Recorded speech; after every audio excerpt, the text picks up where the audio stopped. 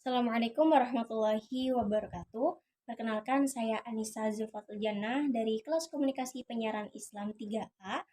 Video ini saya buat untuk memenuhi tugas ujian akhir semester mata kuliah Komunikasi Kelompok dan Organisasi yang diampu oleh Mr. Babai Barmawi, MSI.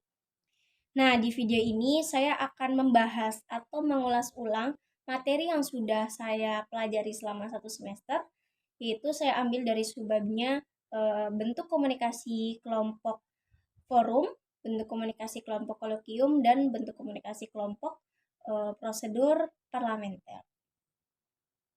Nah, teman-teman, sebelum kita membahas ke inti, bentuk komunikasi kelompok itu apa sih? Nah, di sini bentuk komunikasi kelompok itu yaitu proses komunikasi yang terjadi antara beberapa orang dalam suatu kelompok, di mana anggota-anggotanya ini saling berinteraksi secara tatap muka. Nah, di sini komunikasi kelompok dibedakan menjadi dua, yaitu komunikasi kelompok kecil dan komunikasi kelompok besar. Nah, komunikasi kelompok kecil. Komunikasi kelompok kecil itu komunikasi yang melibatkan sedikit individu. Contohnya seperti rapat, seperti kerja kelompok, seperti diskusi. Di sini setiap anggotanya itu bisa berbagi sudut pandangnya atau berbagi pendapat pada suatu isu. Selanjutnya, komunikasi kelompok besar, yaitu komunikasi yang melibatkan banyak orang di mana eh, mereka latar belakang mereka itu sangat beragam. Contohnya seperti kampanye, seperti kuliah akbar atau seminar besar. Nah, menurut para ahli, komunikasi kelompok ini yaitu proses komunikasi yang terjadi antara dua orang atau lebih secara tatap muka dan untuk mencapai tujuan bersama. Namun, perlu diketahui bahwa komunikasi kelompok ini berbeda dengan komunikasi interpersonal, di mana meskipun keduanya melibatkan dua orang atau lebih secara tatap muka, eh, bisa berbicara secara fisik langsung, tapi kedua komunikasi ini itu berbeda, walaupun ada kesamaannya. Di mana komunikasi interpersonal ini biasanya terjadi secara spontan dan tidak terstruktur, sedangkan komunikasi kelompok ini terjadi dalam suasana yang lebih struktur. Masuk ke dalam inti. Nah, yang pertama ini ada bentuk komunikasi forum. Nah, apa sih bentuk komunikasi forum ini? Bentuk komunikasi forum ini yaitu kegiatan bertukar pendapat, opini, dan informasi dalam suatu media. Nah, di sini forum dapat berupa diskusi online atau forum secara partisipatif. Diskusi ini biasanya didampingi oleh moderator agar diskusinya berjalan dengan efektif.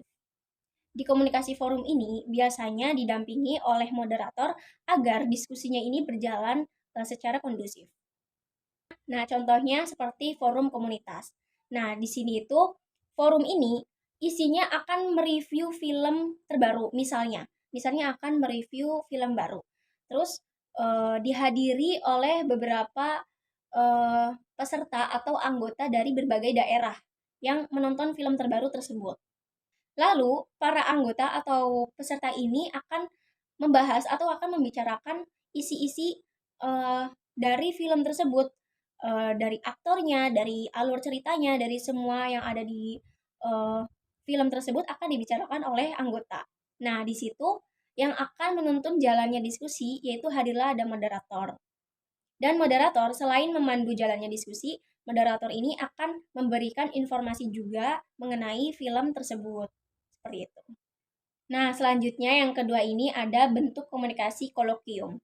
Nah, di sini bentuk komunikasi kolokium itu bersifat lebih formal daripada diskusi biasanya. Nah, diskusi kolokium biasanya dalam konteks akademik atau profesionalitas yang melibatkan presentasi, diskusi, analisis mengenai topik yang sedang dibahas tersebut. Dari proses itu, selanjutnya akan menghasilkan kesimpulan dan rekomendasi yang dapat diterapkan dalam praktik. Nah, contohnya, di sini yang saya catat ini ada mahasiswa mempresentasikan analisis risetnya. Lalu dilanjut dengan diskusi atau tanya jawab oleh mahasiswa dengan dosen dan mahasiswa lainnya untuk analisis data dan menghasilkan kesimpulan yang diinginkan. Nah, yang ketiga yaitu ada bentuk komunikasi prosedur parlementer. Bentuk komunikasi ini yang digunakan dalam forum resmi seperti parlemen, Dewan Perwakilan Rakyat, dan diskusi politik lainnya. Tujuannya untuk mengatur jalan rapat yang resmi, memastikan proses untuk mengambil keputusan dengan tertib dan adil, dan menjaga etika dalam berjalannya diskusi. Mungkin sekian materi yang dapat saya paparkan mengenai bentuk komunikasi forum, bentuk komunikasi kolokium, bentuk komunikasi prosedur parlementer. Saya mohon maaf bila ada kekeliruan atau kesalahan, mohon dimaklumi. Saya pamit undur diri. Assalamualaikum warahmatullahi wabarakatuh.